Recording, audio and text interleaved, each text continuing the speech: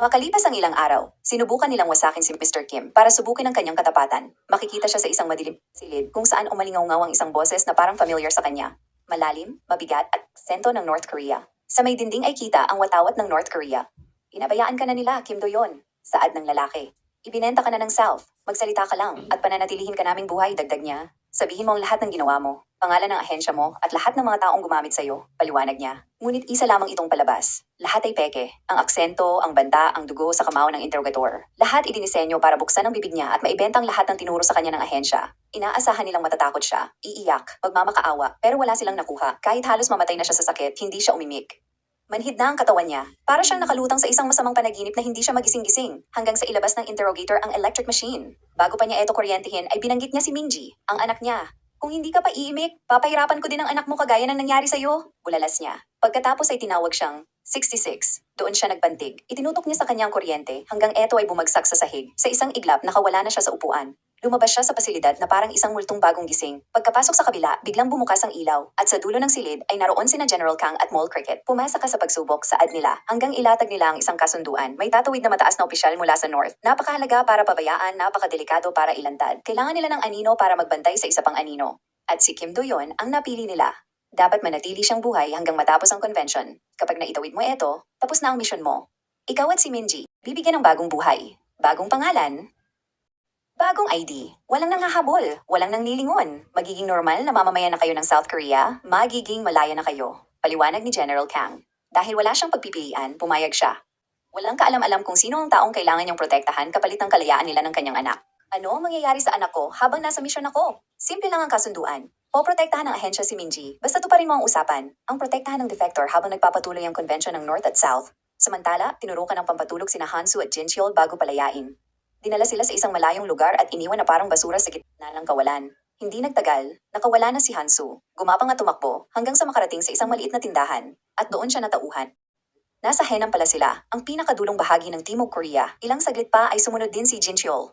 Samantala, hindi pa rin makamove on si Mr. Ju sa kahihiyang ibinigay sa kanya ni Mr. Kim noong nakaraan. Kinabukasan, nakipagkita siya sa assemblyman at pinag-usapan nila kung gaano kalaki ang kikitain nila pagkatapos ng inter-Korean talks. At doon, bumulong ang assemblyman ng isang sikretong nakakakilabot. Sina Mr. Kim at Minji, wala silang pagkakakilanlan. Walang record, walang opisyal na pangalan. Sa ibang dako, sa gitna ng madilim na karagatan sa kanlurang baybayin ng South Korea, may isang bangka na naglayag sa international waters. Lula nito ang tumakas na sundalo ng North Korea. Inilapat siya sa isa pang bangka at dinala sa dalampasigan kung saan naghihintay si Mr. Kim. Akala ni Mr. Kim, isa lang itong simpleng trabaho. Tahimik, malinis, mabilis lang matatapos. Hanggang sa makita niya ang mukha ng defector. Nanlamig ang dugo niya, si General Ri Ryong, ang dati niyang boss. Ito ang parehong taong nakaengkwentro niya ilang taon na ang nakalipas. Mula sa kanyang lamesa sa Pyongyang, pumirma siya ng utos na nagpadala kay Mr. Kim sa South Korea. Habang napapatitik sa kanya si Mr. Kim, sinaad niya, ngayon, parehas na tayong defector. Ang diferensya nga lang, ahente ka ng South, bulalas niya. Napagalaman na tumakas ang general sa North Korea matapos mapatunayang nagbigay siya ng intel sa South noong panahong inutusan nila si Mr. Kim para sa isang misyon. 2 taon na ang nakalipas. Ito ang misyong pumatay sa totoong 66 at nagtulak kay Agent Kim na manatili sa South Korea. Ngunit dahil siya ang Director General, hawak niya ang lahat ng sikreto tungkol sa mga missile armaments ng North Korea. Hindi makapaniwala si Mr. Kim sa nalaman niya. Gayunpaman, dinala niya ang Director General sa safe house, kung saan naghihintay sina Sang-a at ang may-ari ng laundromat.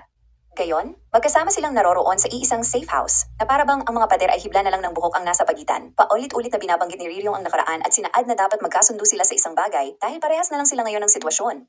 Pero hindi kumurap si Mr. Kim at sinaad na magkaiba sila. Pagsapit ng gabi, hiniwa ng general ang kanyang tagiliran upang itago ang maliit na disk na naglalaman ng pinakamadidilim na sikreto ng North Korea. Kinabukasan, sinalubong ni Mr. Ju ang mga opisyal ng North Korea sa kanyang resort, kasama ang Vice Minister. Naroon ang tawanan, kamayan, at pakitang gilas. Pero nang makaalis na ang lahat, nag-usap ang dalawa. Ang kahihiyang ginawa sa akin ni Mr. Kim, hindi ko palalampasin. Ngit-ngit ni Mr. Ju. Tumango ang Vice Minister. Kung ganun, pabagsakin natin siya. Doon nagkasundo ang dalawa. At doon din nalaman ni Mr. Ju ang isang bagay na nagpabago sa lahat. Si Mr. Kim at General Ri, ang number 1 ngayon na pinaka-wanted sa North Korea, ay magkasama ngayon sa rest house. Nalaman niya sa ministro na si Kim ay isang multo, isang dating secret agent na binuhay muli para sa isang huling misyon, at ang huling trabahong iyon ay panatilihing buhay si General Ri.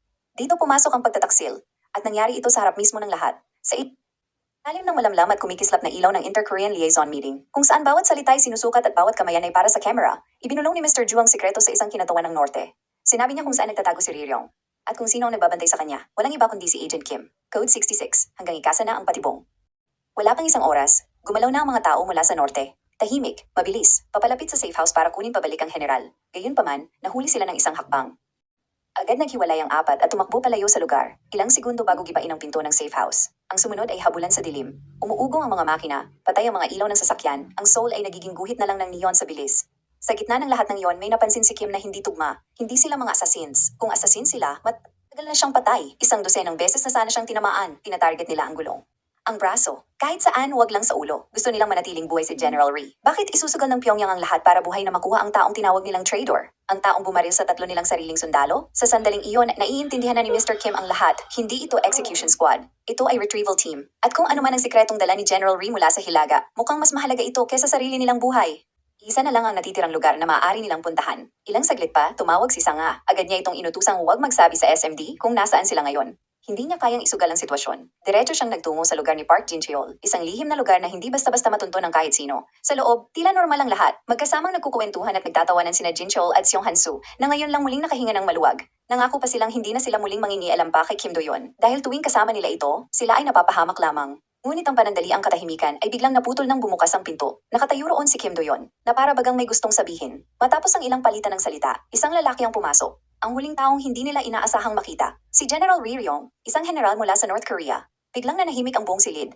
Kitang-kita sa kanilang mga mukha ang matinding pagkabigla, na para bang nagtatanong, ano na naman etong dinala mo rito? Nagtipon silang apat at mahinang nag-usap. Sinubukan ni Mr. Kim na ipaliwanag ang lahat, ang pagtataksil, ang habulan, at ang katotohanang nais makuha ng North Korea ang general. Gusto nila itong maibalik ng buhay. Malinaw na may mas malaki pang lihim na nangyayari sa likod ng lahat. Sinaad ni Mr. Kim na pagkatapos ng gabi, aalis siya kasama ang general. Maya-maya pa, tinanong ni Hansu kung nakakain na ba silang lahat. Habang pinag-uusapan nila kung anong pagkain ang o-orderin, bigla na lamang bumukas ang pinto. Natuntun sila ni Mole Cricket gamit ang isang tracker. Dahan-dahan silang pumasok na nakatutok ang kanilang mga baril. Wala nang pagtatago, wala nang pagpapanggap. Diretso niyang sinabi kay Rhee Ryong, narito ako para ibalik ka sa North Korea. Saad niya, bagay na kinagulat nito.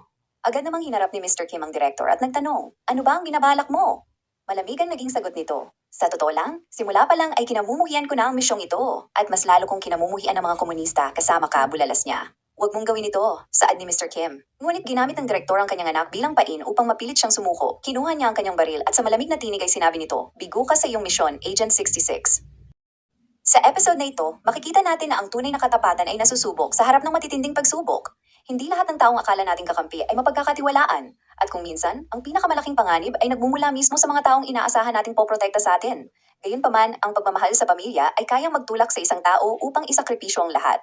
Sa huli, ipinapaalala ng episode na ang kapangyarihan at pansariling galit ay maaaring magbunga ng pagtataksil at kapahamakan. Ngunit gaano man kadilim ang sitwasyon, lagi pa ring may pag-asa para sa mga taong hindi sumusuko at naninindigan sa kung ano ang tama. Huwag kaligtaang mag-like, comment, share, and subscribe para sa susunod pa nating kwento.